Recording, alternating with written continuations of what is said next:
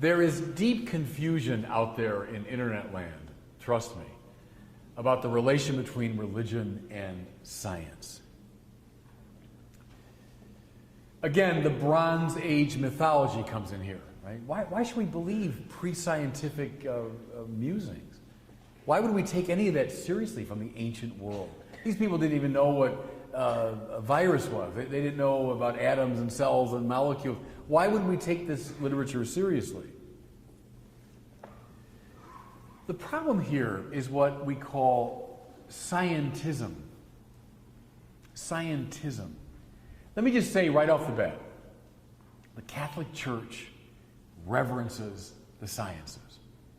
Let there be no ambiguity about that. The Catholic Church reverences the sciences.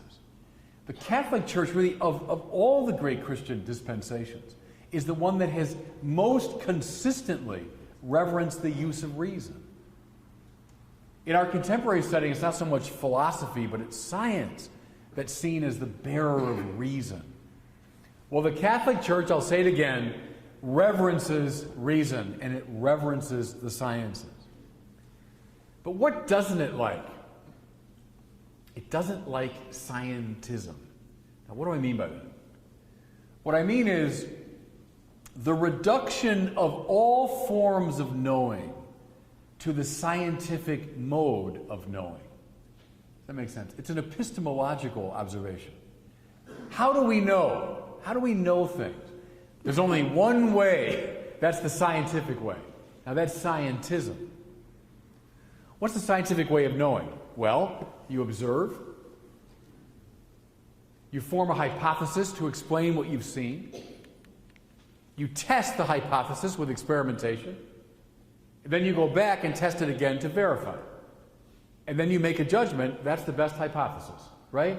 The scientific method, developed in the late 16th, early 17th century, applied now with massive success all over the place. Think of the rise of the sciences since the early or late 16th century. Think of how they've come to dominate our consciousness appropriately, legitimately. Think, moreover, of the technology attendant upon the success of the sciences. I mean, it's all around us. The electrical lights, this microphone, which is now working a little bit better, huh? Would anybody in this room want to go back to a pre-scientific age? You know, by the way, the other night up in Santa Barbara, I was giving a talk on ecumenism and the Pope's recent letter and so on. And I threw away that line. I said, does anyone here want to go back to a pre-scientific age? And there was a guy in the room who said, I would. I said, oh, come on, you would not. So my point is, sciences are great. Science is great, the church reverences it. However, not all forms of knowing are reducible to the scientific form of knowing. For example, read Homer, read Aeschylus, read Plato, Aristotle, or Cicero. Read Thomas Aquinas, read Augustine, read Dante the poet. Would you ever be tempted to say, these people know nothing of any importance? These people have nothing important to communicate to us. See, they've come to know very profound truths that cannot be known using the scientific method. Truths about the mind, truths about love, truths about human identity, truths about love and relationship, truths about the beautiful, the true, and the good. See, there are so many other ways of knowing the world that aren't reducible to the scientific method. A great danger we face today is the attenuation of all those other forms of knowing because of the dominance of the scientific form. Here's another problem, by the way, a serious one for those in the grip of scientism. Scientism is, in fact, self-refuting. How come? Well, the principle, the only legitimate knowledge is knowledge derivable from the scientific method. Well, where did you observe that? Where did you experiment to discover that truth? When did you form a hypothesis and then test it through experimentation? See, it's self-refuting. That very idea was not derived from the scientific method. Rather, it was derived from a kind of philosophical intuition. So if you can use philosophy, why can't I? If your knowledge is not reducible to science, why should mine? See? In some ways, the victim of scientism has backed himself into a corner. You know, something else, I'd say practically every day I would see on the internet forums. Who's the patron saint of scientism in the minds of many? Galileo, right?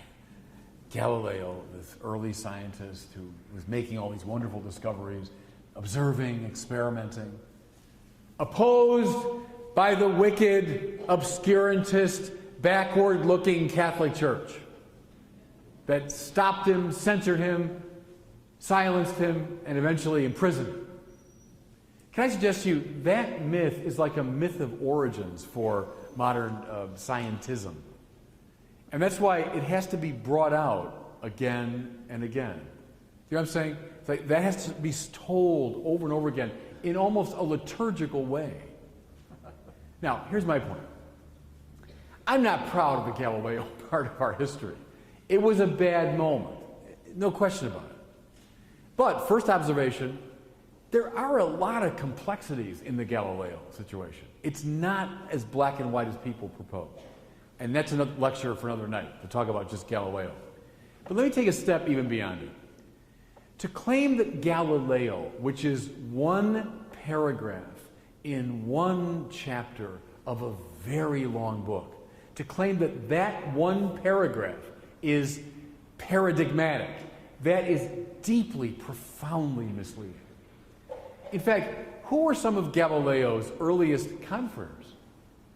Jesuit priests, who were doing a lot of the observation, experimenting with telescopes as he was, very interested in planetary movement, etc., etc., advocating the Copernican view of the universe. Some of the earliest people to do all of that were Jesuit priests. Moreover, listen, almost every major founder of the scientific method was a devoutly believing religious person. I'm talking about Descartes. I'm talking about Newton. I'm talking about Tycho Brahe. I'm talking about Copernicus himself. And mind you, Galileo himself, despite his struggles with the church, was himself a devoutly believing person. The founders of the sciences did not see a terrible warfare between science and religion, but saw them both as modes of knowing, one with its distinctive method, but the other with its own distinctive method. And now let me take a further step.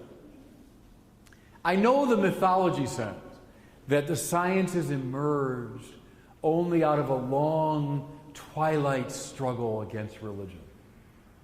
Right? Only after a long battle against backward-looking obscurantist Catholicism did the sciences emerge.